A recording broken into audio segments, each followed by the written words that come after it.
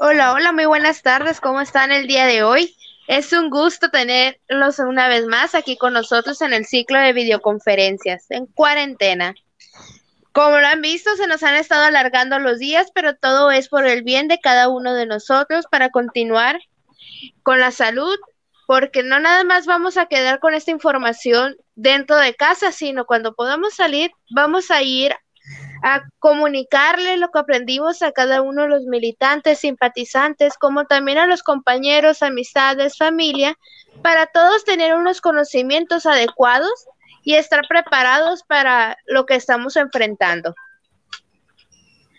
Hoy tenemos un invitado especial, el doctor Luis Eduardo Primero Rivas.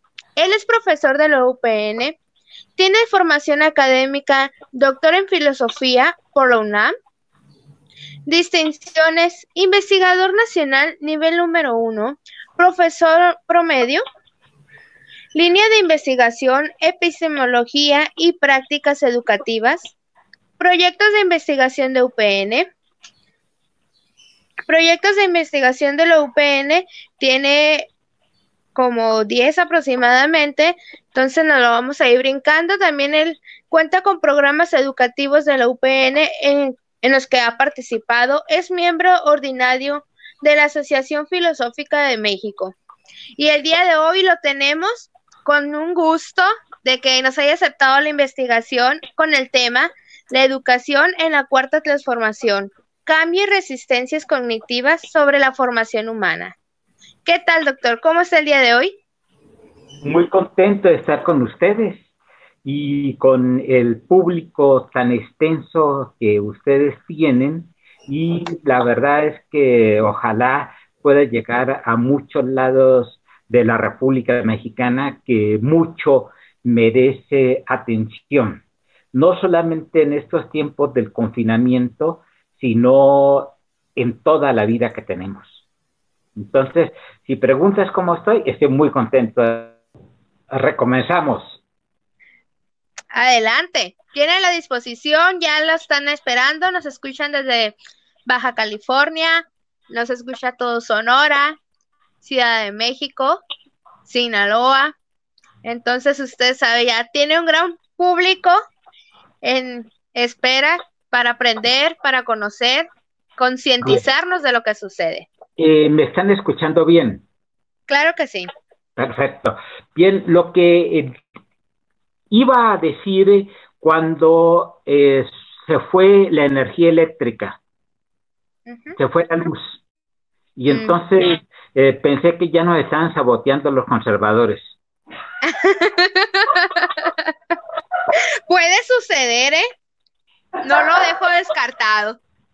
Bueno, bueno, pero ya más allá de estos avatares, lo que tenemos que hacer es seguir, continuar, y lo que decía hace un momento es atender a México, tanto en estos tiempos del confinamiento como en los tiempos normales, porque después de esto, quién sabe cómo serán los tiempos. Pero Así lo es. que, pero lo que sí va a ser permanente es el tema educativo, y de eso es que ahora tenemos que estar reflexionando. Yo voy a hacer un primer planteamiento con el compromiso que después del lado de ustedes vengan las devoluciones.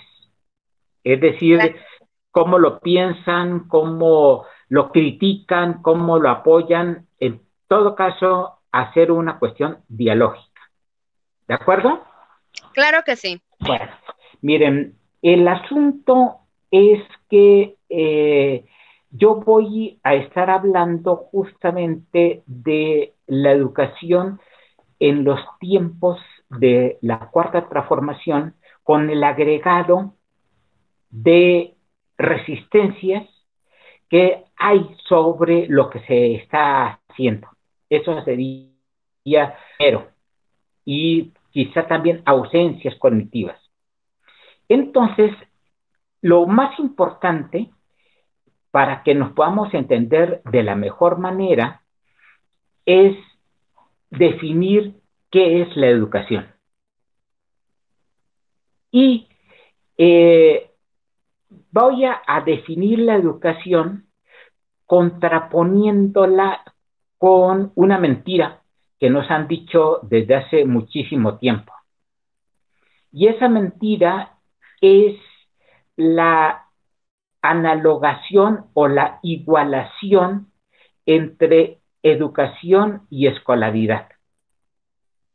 De tal manera que la gente normalmente puede entender que ser educado es ser escolarizado, es decir, haber pasado por la escuela.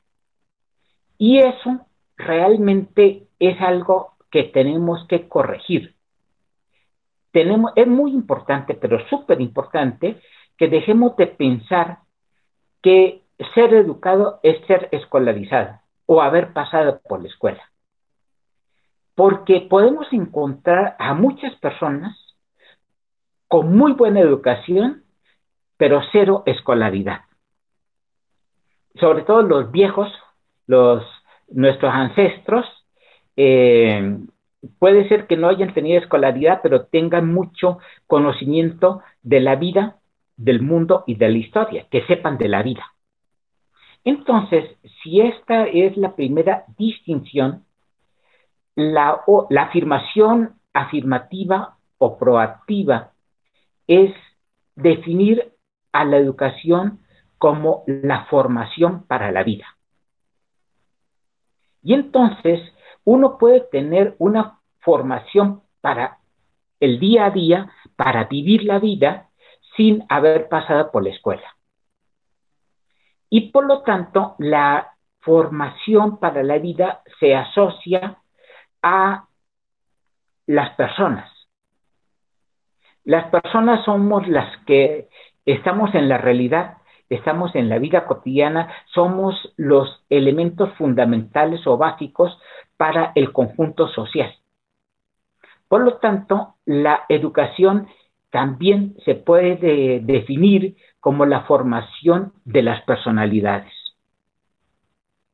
Y entonces, esto es muy relevante para los argumentos que voy a seguir desarrollando, porque ya centrándonos en el tema de la educación en la cuarta transformación nacional, podríamos hacer este recuento. Primero, así como definir educación, hay que definir cuarta transformación nacional. Seguramente todos tenemos las referencias fundamentales y todas estas transformaciones que tuvo en mente el ahora presidente de México, Andrés Manuel López Obrador, con su gran conocimiento de la historia, fueron las grandes transformaciones de México. Y justamente esos cambios nacionales gigantescos ahora los está llevando a una transformación radical y extrema, es decir, importante en la vida que estamos viviendo en esta época. Y eso, por lo tanto, que tiene una gran dimensión, una dimensión histórica, tiene distintas partes o proporciones o elementos de integración. Y entonces hay que entender que la cuarta transformación nacional es de entrada un intento de cambio. Eso es muy importante, porque todavía no se ha consolidado. Porque finalmente estamos hablando de 2 años en el poder. Y en 2 años no se cambia la historia. Entonces, por lo tanto, la cuarta transformación primero es una intención de cambio. Y luego, como ya López Obrador y un gran equipo está en el poder del Estado mexicano y tienen hasta el gobierno federal, entonces comienzan a hacer toda una serie de ejecuciones o realizaciones de la cuarta transformación en muchos sentidos, pero ahora nos estamos refiriendo exclusivamente a la cuestión educativa. Esas transformaciones en el sentido de la educación se pueden clasificar en dos grandes partes. Primero, el cambio en las leyes. La modificación en el artículo tercero constitucional, que tiene muchos significados. Sin embargo, como defiendo y promuevo la filosofía, lo que voy a hacer es destacar el cambio en el artículo tercero constitucional, donde ya se introduce la enseñanza de filosofía como obligatoria a partir de la Constitución. El asunto es que esto es importante, pero se tiene que articular con otros cambios legislativos, otros cambios legales que están ocurriendo en las leyes de la educación en México, y eso a su vez tiene que conducirse a la administración de la educación. Entonces digamos que ese sería el cambio estructural u orgánico de la educación en la cuarta transformación.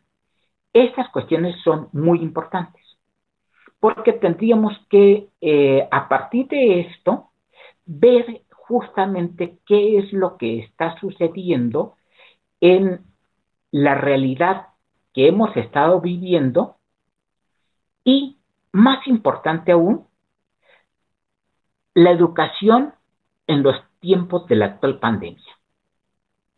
Voy a seguir hablando un poco de lo que está sucediendo en la educación en la actual pandemia, porque si bien los cambios legales que acabo de decir siguen vigentes, la realidad ha cambiado. Y esto nos lleva a preguntarnos, bueno, ¿cómo será el mundo, en este caso el mundo mexicano, después del COVID-19?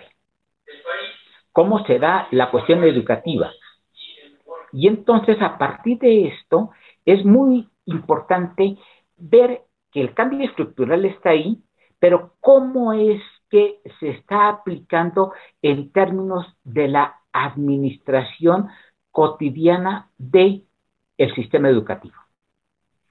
Muchas veces podríamos limitar este asunto a la educación básica, es decir, la educación preescolar, la educación primaria y la educación secundaria, porque es donde más actúa la Secretaría de Educación Pública Federal en la educación básica, que ahora llega hasta la educación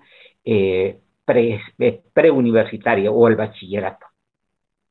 Aquí hay toda una serie de modificaciones que tendríamos que distinguir entre lo que venía pasando antes del COVID-19, lo que está sucediendo ahora y lo que pasará posteriormente.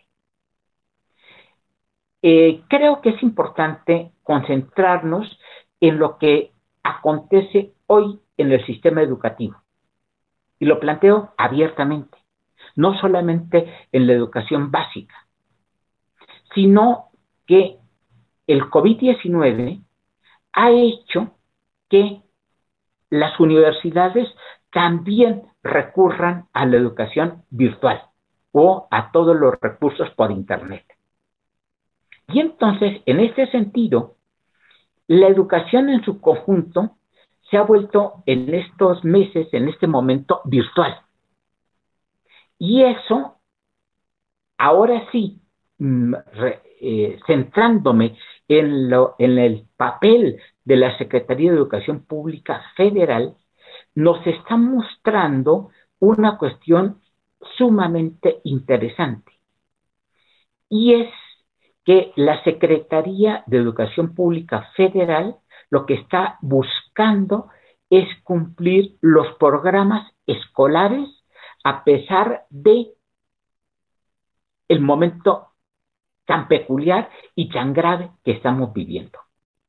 Es decir, se le está dando más importancia al cumplimiento de los programas, al cumplimiento de la escolaridad normal, con una serie de productos que en mis equipos de trabajo lo estamos identificando como el estrés escolar.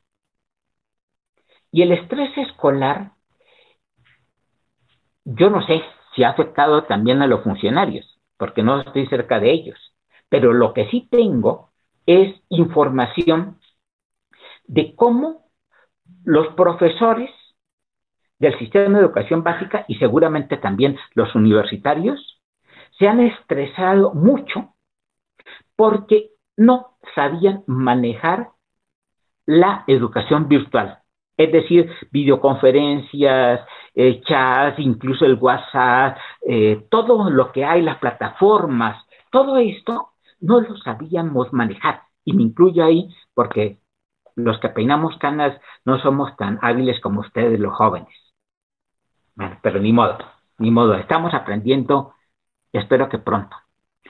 Pero lo importante es que el estrés escolar se está viviendo por parte de los profesores, llámenle también docentes, y tengo información porque esto es una de las cosas que estamos investigando para un coloquio virtual que estamos promoviendo sobre los temas de los cuales estamos hablando. En este mes de mayo del año 2020 estamos publicitando un coloquio virtual que se llama La educación en los tiempos del COVID. ¿Podrían ustedes, todos los que están oyendo, ir a la página web del Seminario Permanente de Investigación sobre la Nueva Epistemología, que seguramente la podrán encontrar en la información que al ratito den, o yo se las digo fácilmente, porque es una dirección en internet que dice spine, spin.upnvirtual.edu.mx. Aquí podrán encontrar justamente el cartel y la convocatoria de este coloquio virtual sobre la educación en los tiempos del COVID. Ojalá se animan a participar o nos acompañen el día 28 de mayo.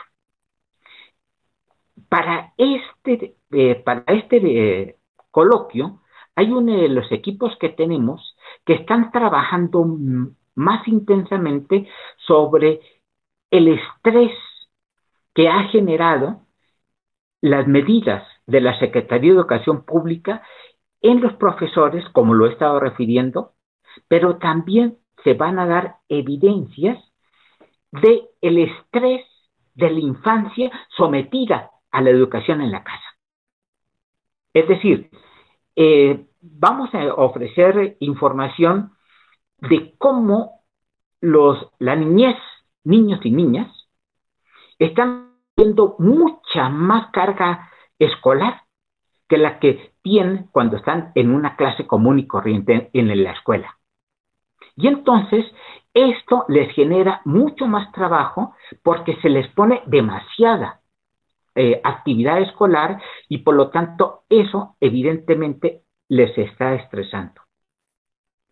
El asunto es que la niñez, niños y niñas, no están solas en su casa, sino que sus padres o los adultos mayores que la acompañan les tienen que apoyar en ese tipo de trabajos y el problema es que la familia también se está estresando. ¿Qué es lo que nos indica esto? Esta es la cuestión muy relevante. Que el sistema educativo formal está siendo incapaz de responder adecuadamente a los cambios extremos en los que nos encontramos ahora. Y por lo tanto, esto está expresando o mostrando muchas fallas del sistema educativo formal. lo cual nos llevaría a pensar algo como esto. ¿Para qué está enseñando la escuela? Creo que la escuela está enseñando endógamamente, es decir, está enseñando en sí misma, está enseñando en el conocimiento escolar, es decir, de lo que dicen los programas, contenidos de programas, pero podemos hacer un estudio histórico para mostrar que la escuela se ha quedado rezagada frente a la vida. Y la escuela no está enseñando a vivir. Por lo tanto, aquí comienzo a unir las definiciones que di inicialmente. Si educación no es igual a escolaridad, pero sí es formación para la vida, formación para las personas, formación de la personalidad, entonces la educación en la cuarta transformación nacional tendrá que tener en consideración el desempeño real de la escuela para comenzar a cambiarlo. Y el cambio es posible incluso por las modificaciones legales que ya han habido en este gobierno. Por ejemplo, lo del artículo 3º constitucional y muchas otras cosas que se derivan de ahí, eso son materiales jurídicos, administrativos y políticos que podemos aprovechar para impulsar el cambio. Y si yo estuve haciendo especial referencia al estrés en la infancia y en la familia, pero también quiero hacer una pequeña desviación hacia el estrés en estudiantes universitarios y profesores universitarios. Porque esa parte, esa otra parte, nos muestra justamente también problemáticas educativas que tendríamos situación de la transformación educativa en la educación desde la cuarta transformación nacional. Y por lo tanto, tendríamos que hacer una búsqueda de mejores personas. ¿A partir de qué? A partir de cuestiones muy propias de México, pero que en este momento también se están activando, como es la solidaridad que tenemos entre todos los habitantes. Y cuando han habido catástrofes, lastimosamente terremotos o huracanes o muchas otras cosas, se ha activado la solidaridad. Y ahora mismo la solidaridad se ha expresado de distintas maneras, pero con una peculiaridad impresionante porque estamos confinados. Es decir, estamos puestos en nuestras casas o estamos puestos en nuestras vidas privadas y en este momento no tenemos mucha posibilidad de expresar solidaridad más que inventando cosas, como lo que han hecho los jóvenes de Morena, de Sonora, con las conferencias en los tiempos de cuarentena.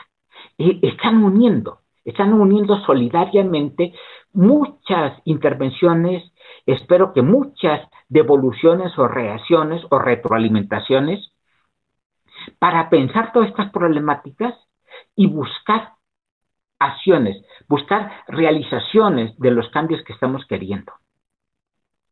El asunto, otro, es que además de todo este problema, hay resistencias al cambio.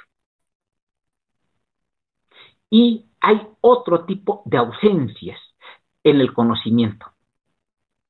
Por lo tanto, yo creo que tendríamos que entender que las resistencias al cambio no solamente vienen o se dan a partir de lo que Andrés Manuel López Obrador dice con mucha propiedad, los conservadores.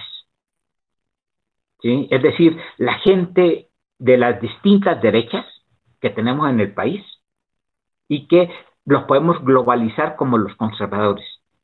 Las resistencias no vienen solamente de ahí, sino que también dentro de nuestras instituciones, dentro de nuestros partidos, dentro de nuestra vida cotidiana, hay gentes que no están adaptándose al cambio y no están queriendo buscar un nuevo pensamiento, una nueva forma de conceptuar. Pongo un ejemplo directo.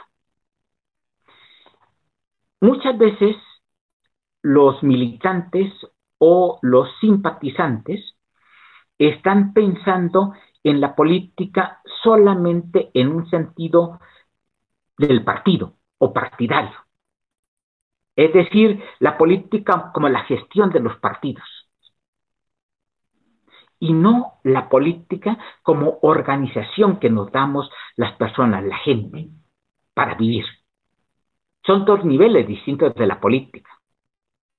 Y si nos quedamos exclusivamente en pensar la política como gestión de los partidos, entonces estamos conservando una forma de vida de la política que ha servido para poco. Y ahora necesitamos precisamente una nueva educación para entender la política en un sentido de recuperar la solidaridad, recuperar la organización entre las personas y promover no la democracia representativa, que es propia del partidismo, sino una tesis muy importante de Andrés Manuel López Obrador, que es la democracia participativa y directa. Y la dificultad es que no estamos educados para esto. Siempre estamos esperando que alguien nos mande, nos dirija, nos lidere, y la personalidad de nosotros siempre diluida o no estamos tomando el papel que nos corresponde, primero como personas y después como ciudadanos.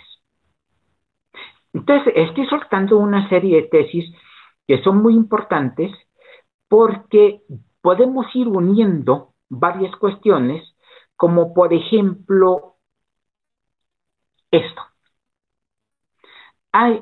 Han habido y se dieron recientemente, en este mismo año del 2020, los cambios legales y constitucionales que estoy mencionando.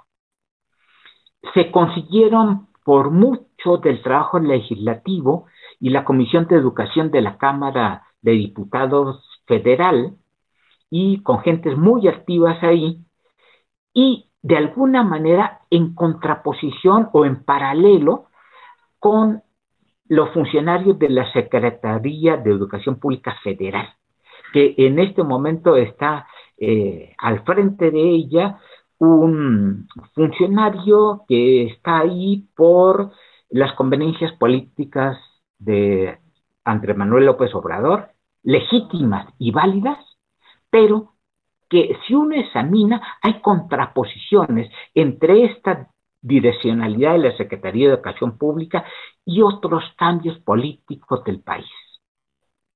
Todo eso hay que entenderlo para precisamente impulsar políticas educativas más apegadas a la gestión social o colectiva.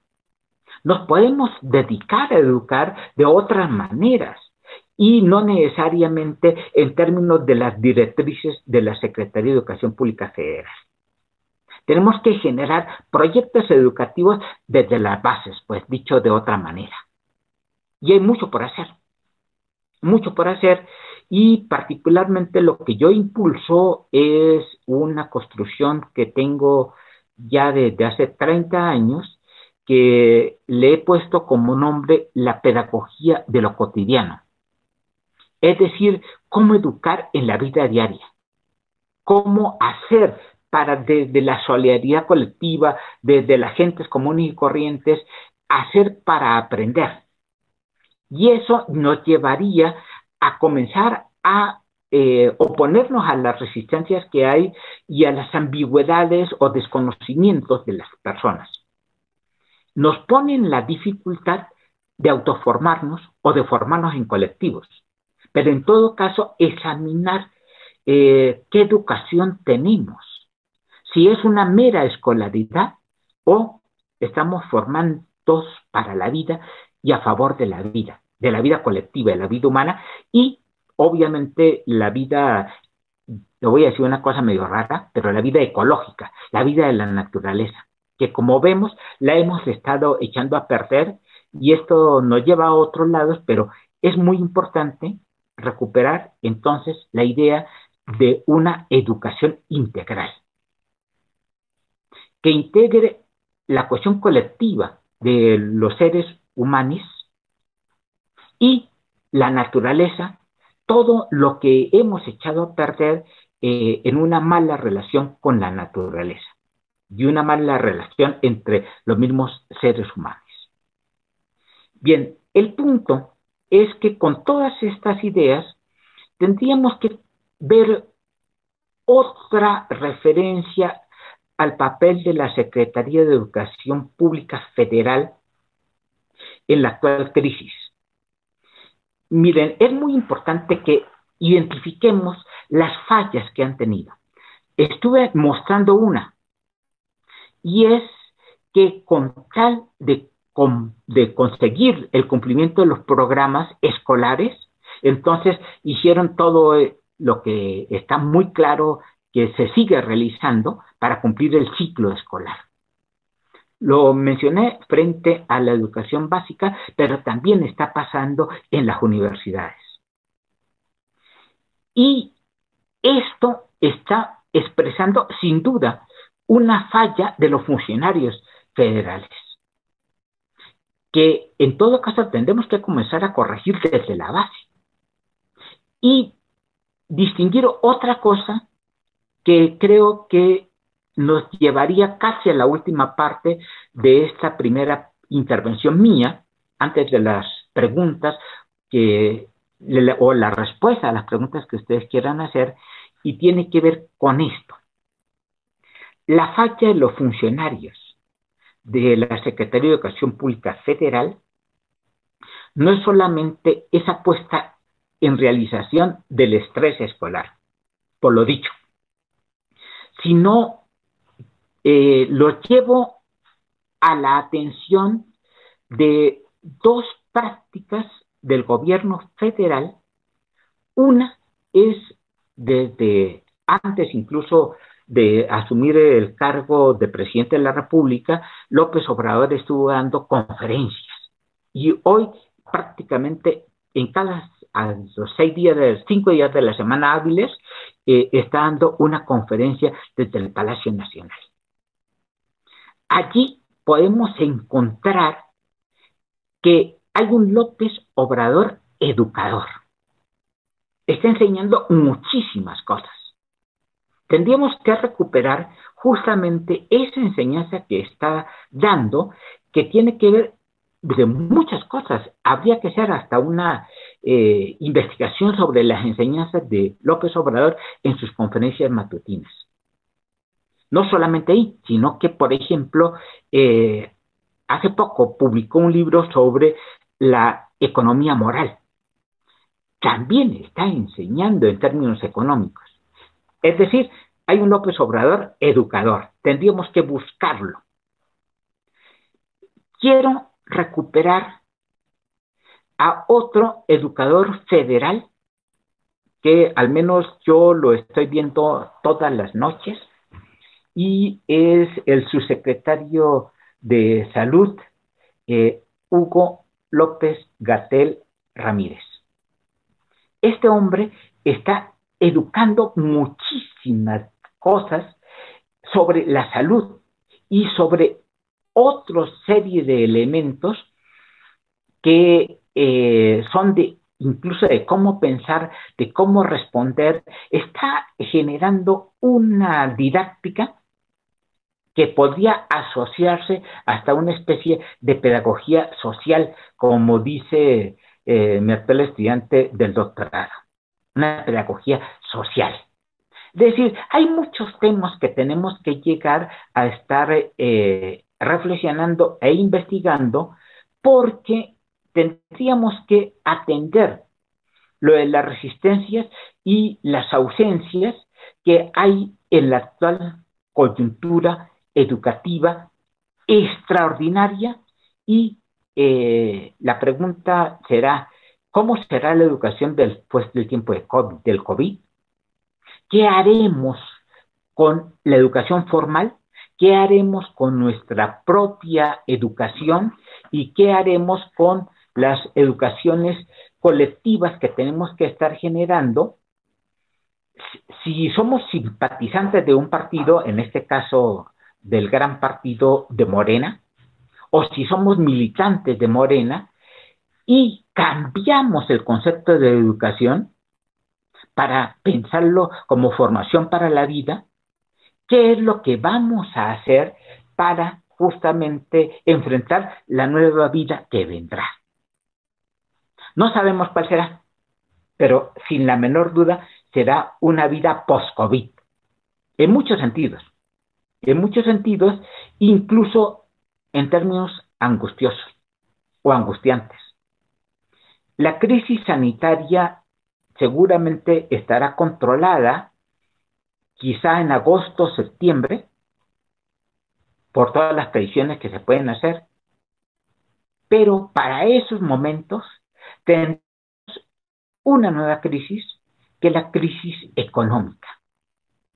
Hace poco nos publicaron un trabajo en una revista que se llama Reflexiones Marginales, donde hacemos un recuento de todo lo que está cambiando en el mundo y se apunta precisamente a la crisis económica que tendremos después de la crisis sanitaria. ¿En qué consiste? Lastimosamente, tantos desempleados, tantas gentes más empobrecidas, tantas empresas que han tenido que cerrar por muchas razones, y entonces nos enfrentaremos a un nuevo mundo después del COVID-19. Como seguramente ustedes saben, esta situación pandémica es completamente inédita, al menos hasta hace un siglo atrás, con una cosa que se llamó mal llamada la gripa española, realmente la gripa de Kansas. Hubo muchos muertos, millones de muertos, pero nunca afectó tanto esa pandemia como lo que está afectando el COVID-19. Entonces, la conclusión es que tendremos que tener una nueva educación para el mundo post-COVID. Y no puede ser exclusivamente la educación escolar como la hemos conocido, sino una educación que incorpore más las cuestiones vitales. Y podríamos finalmente comenzar a concluir con esto.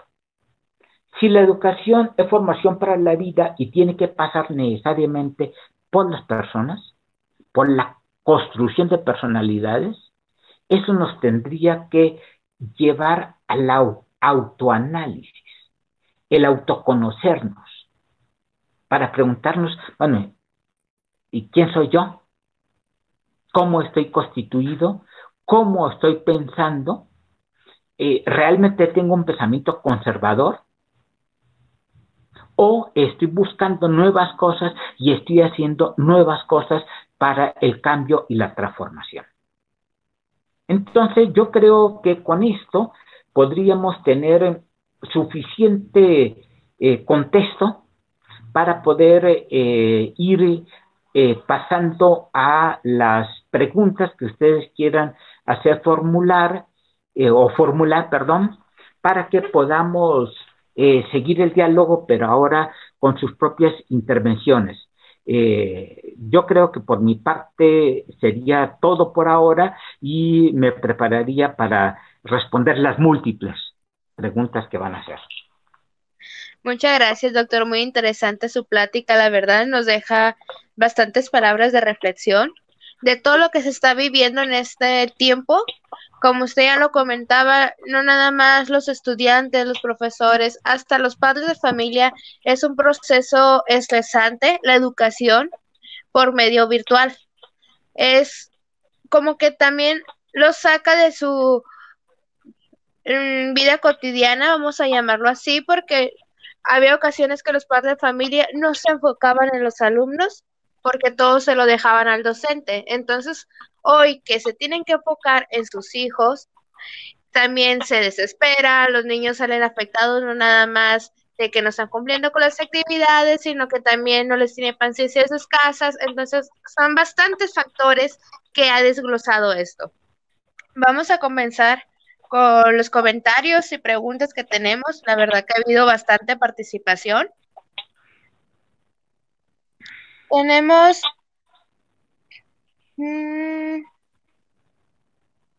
una pregunta de la compañera Arlis del Círculo de Estudio Antonia Nava de Ciudad de México.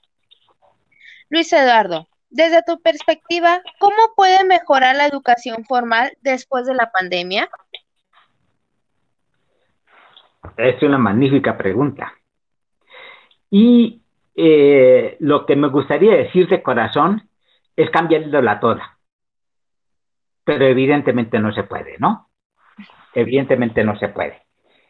Entonces, lo que tenemos que hacer es impulsar los programas educativos de base.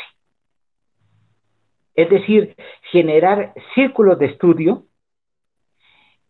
ponernos a reflexionar sobre buena bibliografía educativa y a partir de el autoanálisis de cada quien, ir haciendo grupos de trabajo para ir generando redes que puedan llegar a formar mejor a los maestros que quieran interesarse por el cambio.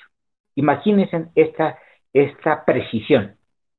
Hay maestros también conservadores, pero sobre todo los maestros jóvenes quieren justo estudiar nuevas cosas, hacer modificaciones en su práctica escolar. Entonces hay que buscarlos, hay que ofrecerles cosas. Y entonces voy a hacer una propaganda. ¿Puedo hacer una propaganda? Bueno, como el silencio, Sí, el silencio. Miren, en el portal del SPINE, y quizá ustedes al ratito lo pueden poner en sus pantallas, ya lo decía, es un portal de la Universidad Pedagógica Nacional. Si lo buscan en internet, siempre va a salir SPINE. Entonces, en el portal la propaganda es que estamos regalando libros. ¿Sí? Libros no solamente de pedagogía, sino de epistemología y de filosofía. A partir de esos materiales que son recientes, incluso hay otras que tienen más años, pero hay mucha información reciente, se pueden tomar gratuitamente y generar equipos de trabajo y equipos de investigación educativa que puedan estar difundiendo los trabajos. Yo estoy hablando por mí mismo, pero afortunadamente el Seminario Permanente de Investigación sobre la Nueva Epistemología integra a muchas personas. Y si de pronto a ustedes les interesa, seguramente podríamos generar distintos apoyos para el que le interese. muy bien, muchas gracias. Tengan en cuenta que cada una de las personas que están aquí van a entrar a la página porque yo sé que son personas que les interesa estarse preparando día a día. Continuamos con las preguntas. Tenemos dos preguntas del Círculo de Estudios Apere Aude. Podemos entender al sistema endogámico de la educación como aquellos que estudian la universidad para obtener una plaza dentro de la misma universidad y no para ejercer una profesión en torno al social de la sociedad. Y la respuesta es sí. Sin embargo, yo me referí fundamentalmente al sentido endogámico de la educación formal no universitaria, sino de la educación básica. Y la caracterización era que la escuela básica está enseñando solamente sobre cuestiones escolares y no ha salido a la vida. Sin embargo, realmente lo que preguntan es también muy cierto. Y las gentes que están estudiando en la universidad muchas veces están también en el mismo conocimiento escolar de su profesión, sin abrirse a la vida ni al interés social. Y pueden ser gentes muy bien formadas técnicamente, ser magníficos ingenieros o ser muy buenos médicos, pero ser ignorantes en muchas otras cosas. Y especialmente en lo que importa mucho, en la sociedad, en el interés ecológico. Entonces la respuesta es sí, ¿no? Hay muchas endogamias, pues. Es decir, conocimientos cerrados en sí mismos. Para el caso sería eso, conocimientos cerrados en sí mismos, cuando de lo que se trata es abrir nuestro conocimiento para que sea integral y que tenga efectos sociales y ecológicos. Muy bien, muchas gracias. Continuamos con la segunda pregunta. ¿El estrés en la escuela puede llevar a un mayor consumo de drogas? Y de ser así, ¿juega el estrés una parte importante de la descomposición social? Miren, el problema es que efectivamente se está notando que el confinamiento, junto con los estrés que hay asociados al confinamiento, uno de ellos fue el que llamé estrés escolar. ¿Sí? Se está encontrando que efectivamente el confinamiento está generando distintos tipos de violencia. Por ejemplo, contra las mujeres. Hoy en el diario leía precisamente el montón de casos que se van encontrando de violencia contra las mujeres, seguramente violencia contra la infancia, y eso muy probablemente puede estar derivando en un mayor consumo de sustancias.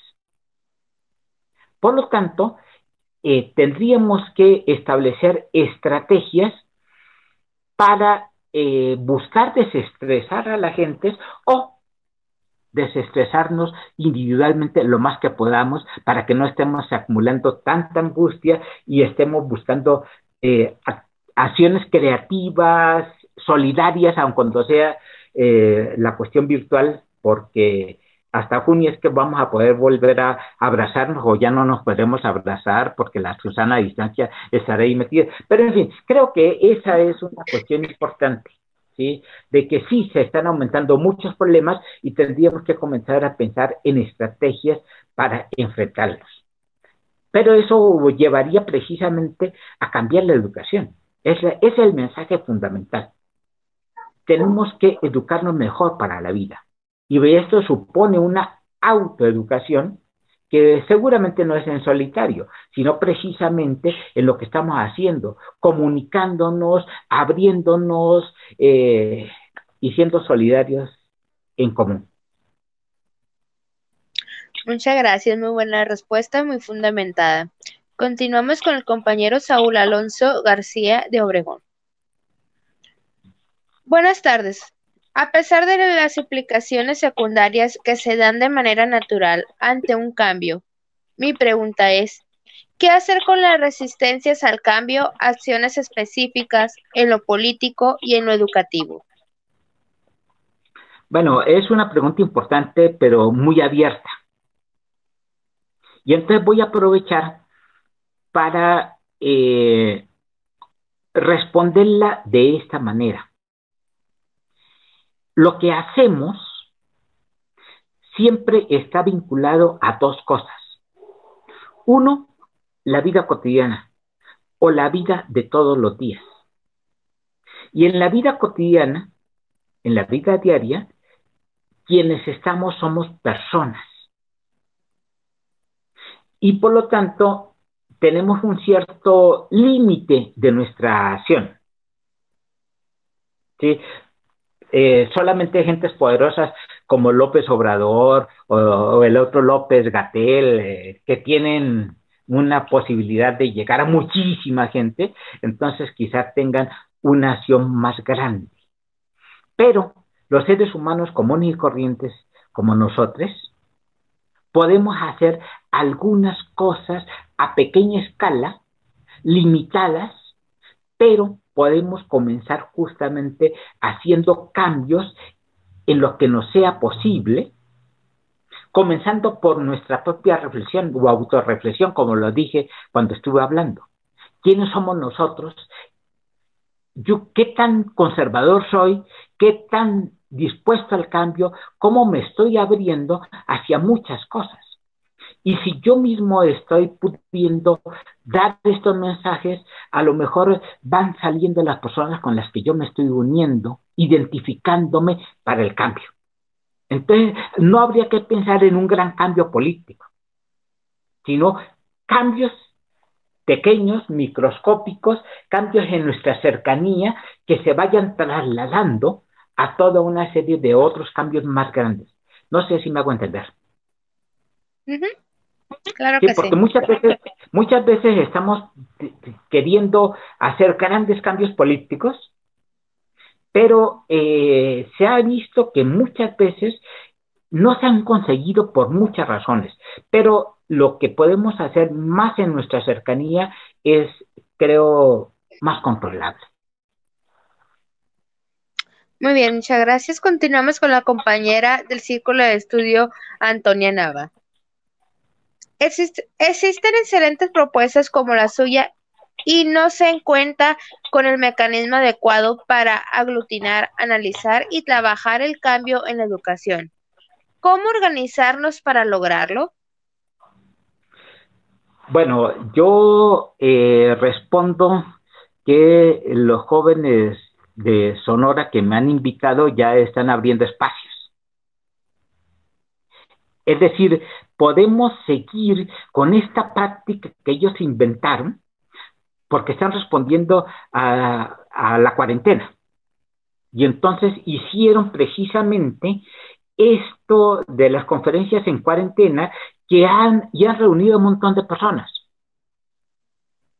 Después de la cuarentena, podríamos seguir haciendo este tipo de trabajo virtualmente y por colectivos de estudio. Y esa sería una respuesta. Tenemos que aprender de la situación del COVID, ¿sí? Porque también está mostrando el poder del Internet, el poder de las videollamadas, el poder de todas estas otras formas de aglutinarnos. Entonces, en concreto, aprendámosles a los jóvenes de Sonora, ¿sí? Generemos equipos de trabajo de tal manera que comencemos a examinar lo que está sucediendo en las condiciones de la vida cotidiana y de las condiciones personales y buscar influir en los profesores. Fue lo que dije hace rato. Busquemos profesores jóvenes. Y los viejitos y conservadores, pues no los podemos mandar al paredón, pero algo podemos hacer para trabajar con los que sí se dejan trabajar. ¿Qué les parece? Esa es mi respuesta. Más que bien. Y así es, hay que aprovechar este medio que para varias personas nos ayudó a abrir, a conocer qué es la tecnología, para qué nos sirve, darle el uso adecuado, porque nada más se daba el uso inadecuado en la tecnología que tenemos. Entonces, a partir de esto, tenemos la facilidad de estarnos comunicando por todo el país, no simplemente con las personas que tenemos aquí cerca. Hay que aprovechar, si se termina la cuarentena, hay que continuar con nuestro trabajo, retroalimentar lo que vivimos fuera en otros municipios, a ver si estamos en lo mismo, a ver si podemos apoyarnos unos con otros. Continuamos con nuestro compañero Luis Palazuelos.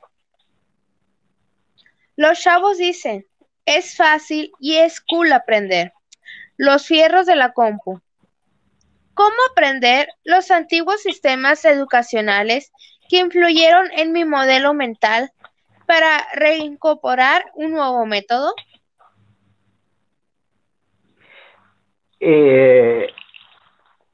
Muchas veces en mi trabajo directo de formaciones he usado que con la pregunta de Palazuelos, ¿es el nombre el que preguntó? Sí, Luis Palazuelos. Exactamente, la pregunta de Palazuelos me vuelve a la mente lo que he dicho muchísimas veces. Es muy sencillo y es júntate con los buenos. Es decir, tú tienes que estar buscando a las personas que pueden estar pensando en el cambio, queriendo modificaciones y buscando buen conocimiento. Es decir, gentes que quieran dejar atrás la ignorancia y las resistencias. ¿Sí? Y a lo mejor también les voy a dar mi correo electrónico, porque si me escriben yo les voy a responder.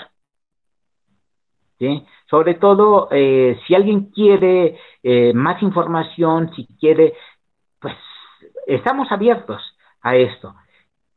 Mi correo comienza con la L de mi primer nombre, de Luis, L. Después mi apellido, primero, arroba UPN, las siglas de Universidad Pedagógica Nacional, .mx. Entonces, va a sonar muy feo, pero del lado de acá somos bastante buenos. Entonces, se pueden juntar con nosotros porque esa bondad se concreta en cuestiones tan sencillas como que estamos regalando libros. Y no son libros para engañar a la gente, para llevarlos por caminos equivocados, que recupere el pensamiento conservador tradicional, sino de generar un nuevo pensamiento creado desde nuestros países. Y nuestros países están geográfica y culturalmente en el sur planeta. Es decir, hay un pensamiento también postcolonial. Entonces, son muchas cosas que les podemos enseñar y podemos apoyar lo que quieran hacer. Ya les di mi correo electrónico y a lo mejor nos vamos juntando. Muchas gracias por proporcionarnos su contacto. Yo sé que cada una de las personas que están aquí escuchándonos están demasiado interesados en seguir aprendiendo y puede ser un enlace, no simplemente que esto sea la primera enlace que tengamos con ustedes, sino sean varias, porque es un conocimiento, la verdad, que nos ha dejado de reflexión. Hay que ir reflexionando lo que estamos viviendo en nuestras casas, lo que estamos viviendo en la educación, porque más que nada es una crisis que se está viviendo de estrés. Esta crisis que te lleva al borde de la locura, que te lleva al borde de malos pensamientos, al final de cuentas te estresas, no terminas de hacer las cosas como se deben, terminas por renunciar al trabajo, o si empiezan liquidaciones, terminas por quererte ir. Entonces vamos aprovechando el tiempo, vamos a reflexionar todo lo que está sucediendo. Usted, doctor, ¿qué recomienda a los padres de familia para que tengan más conciencia en comprensión a los hijos, en comprensión a que tienen que apoyarlos, tienen que ir orientándolos? Porque hay comentarios que la verdad a mí se me hacen inadecuados, que dicen que les dejen de pagar a los maestros, que nos paguen a nosotros porque no hace nada. El maestro también está realizando su trabajo, realizando su tiempo para llevar a cabo cada una de las actividades, la planeación y podérsela hacer llegar a cada uno de los alumnos de la mejor manera que puedan entender sin que estén ellos presentes. ¿Qué es lo que usted nos podría comentar respecto a esto? Lo que podría recomendar son muchísimas cosas, Lisbeth, pero la verdad es que me centro más en el tema que estás colocando, que nos llevaría a otro campo reflexivo, que es la educación para la familia o la educación familiar. Antes se ha llamado educación para padres y madres. Y entonces, esto es una línea que también hemos trabajado porque es muy importante generar educación para la familia y concretamente para padres y madres. Y esto nos llevaría a una cuestión mucho más general. Y lo que hay que promover es lo que voy a usar ahora en el término de pensar bien. Lo que tendremos que estar es generando programas educativos para que podamos pensar bien. Y si tenemos algo como esto, podríamos llevar a padres y madres este tipo de mensajes para que piensen bien y esto lo va a influir a ellos en lo personal, pero también qué es lo que están haciendo con su infancia, con sus niños y niñas, y qué es lo que están haciendo como relación hacia afuera, en este caso con los profesores. Porque, miren, el problema real es de que el sistema tradicional de pensamiento nos ha llevado a pensar mal. Les voy a soltar un término técnico medio complicado, pero como tienen tan buena disposición, entonces les voy a complicar la vida. A ver, díganos. El término que se opondría al pensar bien es el pensamiento idólico, el pensamiento que se hace con ídolos. En este caso sería fetiches, es decir, un pensamiento trastocado. Entonces, son fantasmas que tenemos en la mente, por decirlo así, pero que nos llevan a malas acciones y a mal pensamiento. Tendríamos que comenzar a cambiar ese tipo de pensamiento por un pensamiento que es el icónico, el buen pensar. Y entonces, esto nos lleva precisamente a la filosofía y por lo tanto a la buena filosofía. Y así como dice la propaganda del portal Spine, entonces ahí mismo en el portal Spine podrán encontrar un artículo que seguramente ustedes también difundieron, que es repensar la vida cotidiana en los tiempos del COVID. Allí hay mucha enseñanza de cómo pensar bien. Entonces, les invito a que lean esto, es algo que les puede estar dando pistas. Allí hablo de pensamiento icónico, de ignorancia, de buena educación. Entonces, esa es la respuesta, porque tú preguntas cómo hacer buena educación familiar, pero primero antes tenemos que tener buen pensamiento para después trasladarlo a una buena educación familiar. Muy bien, muchas gracias. Continuamos con una pregunta del compañero Jorge Esteban Moreno. Una parte sustancial de la visión transformadora del proyecto de la Cuarta Transformación se halla concentrada, entre otros espacios educativos y de pensamiento, en la inteligencia del Instituto Nacional de Formación Política de Morena. Por lo tanto, ¿ve usted como una forma pertinente de mejorar la educación para la vida de los mexicanos, sumar la visión de este y otros cuerpos de estudio y pensamiento a los programas educativos de la Secretaría de Educación Pública? Lo anterior, tomando en cuenta que en otros periodos de transformación del país, como el Lázaro Cárdenas, por ejemplo, se promovió la visión socialista de la educación. Y la respuesta es de que sí. Es decir, el Instituto de Formación Política de Morena puede tener un papel gigantesco. Y a partir del trabajo teórico y práctico que se genere a partir del instituto, se puede justamente generar algo similar a la educación socialista que en su momento con Lázaro Cárdenas se impulsó, sin duda que sí. El problema es que ustedes saben perfectamente que el instituto ha tenido muy poco apoyo financiero, muy poco apoyo político y se mantiene desde el trabajo de las bases.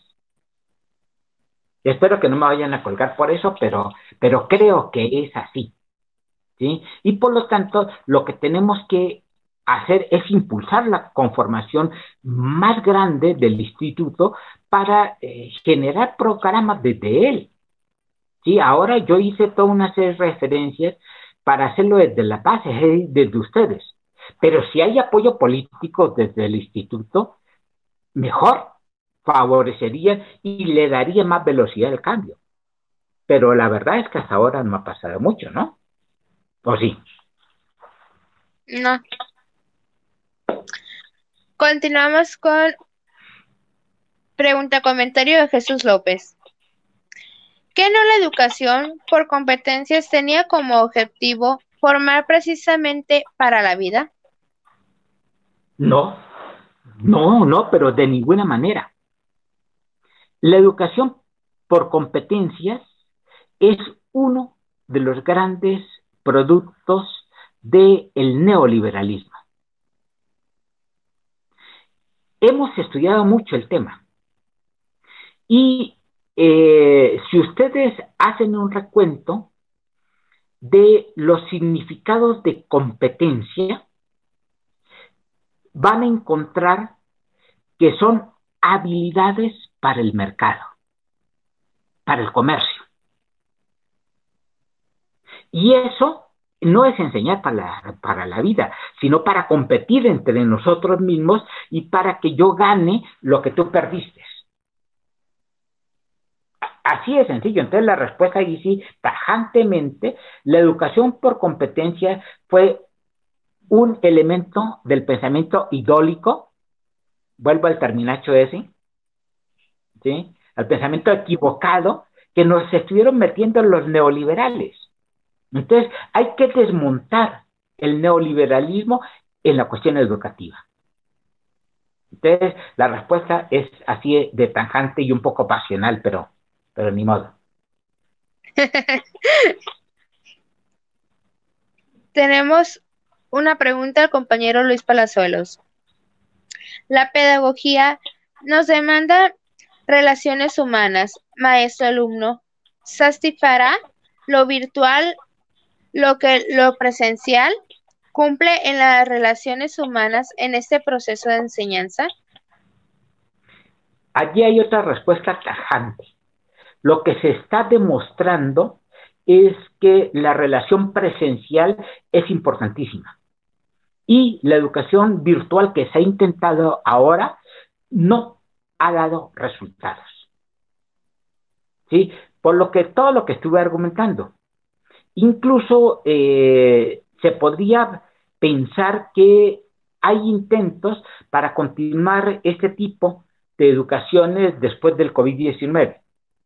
Pero sin duda que esto tendría que pensarse muy bien para finalmente que haya más contacto presencial o real entre las personas, aun cuando por un medio virtual.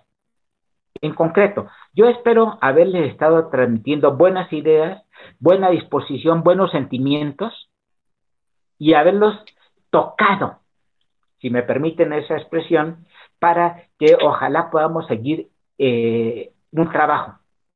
Pero lo que he visto por el registro de lo que yo estaba diciendo de investigaciones que estamos haciendo sobre la situación actual, es que teniendo la oportunidad de un contacto más humano entre profesores y los alumnos en su casa, por ejemplo, para no cumplir los programas, sino reflexionar lo que está pasando, enseñar qué es el virus, enseñar qué es la pandemia.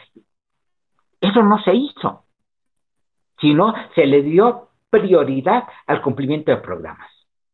Entonces, habrá que cambiar muchas cosas.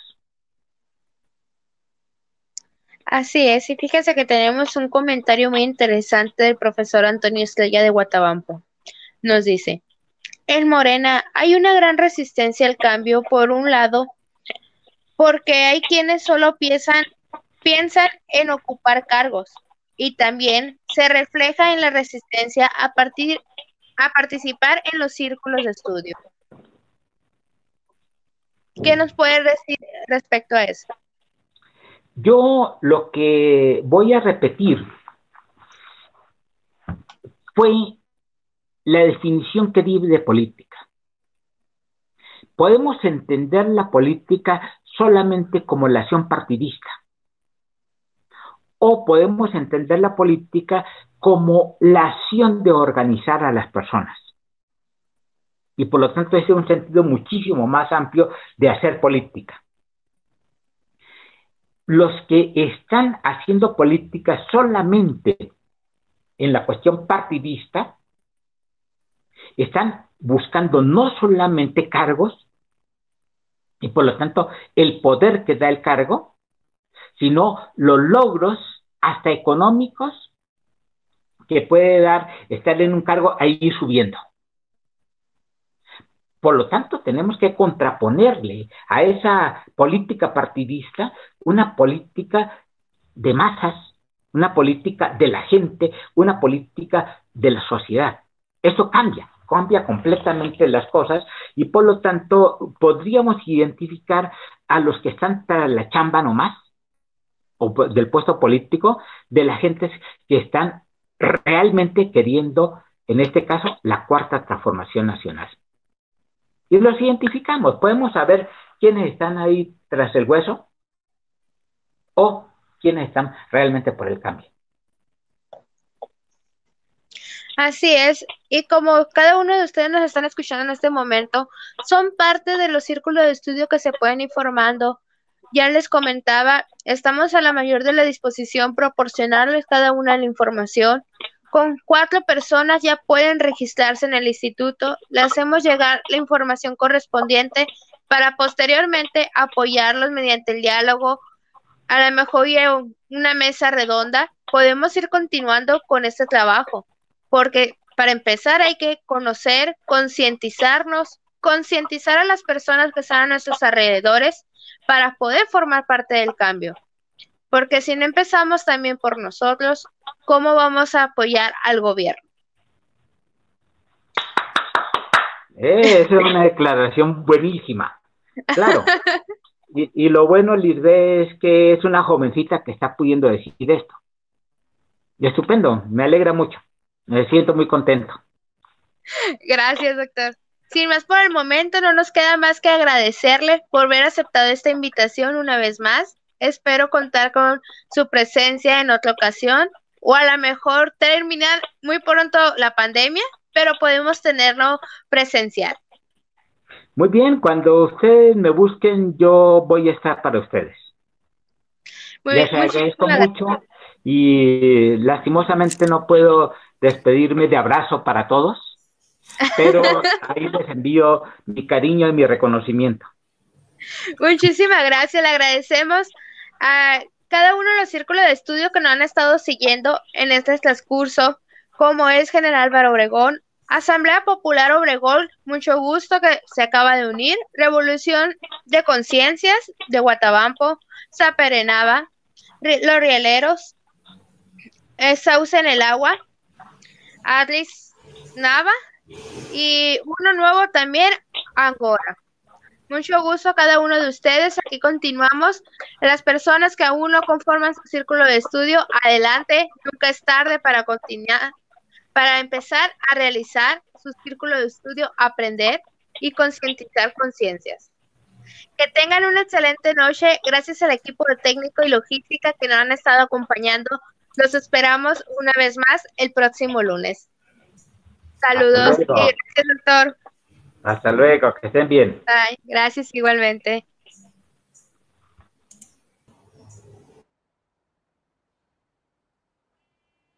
Hola, soy Patricia.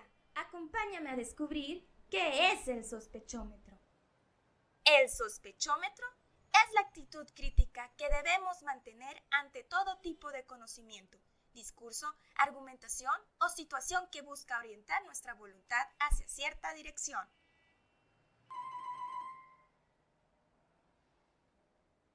Es saber discernir, identificar y explicitar los componentes ideológicos que, de una manera sutil, encubren un discurso o una práctica determinada. Es la actitud epistemológica, no ingenua, que nos ayuda a aproximarnos a la verdad y a la justicia por coherencia y consecuencia con el sentir pensar humano. Es saber ponerse en el lugar de la persona empobrecida, enferma, viuda, huérfana o extranjera, y desde ahí interpretar y transformar la realidad que niega y encubre su otredad, su dignidad infinita.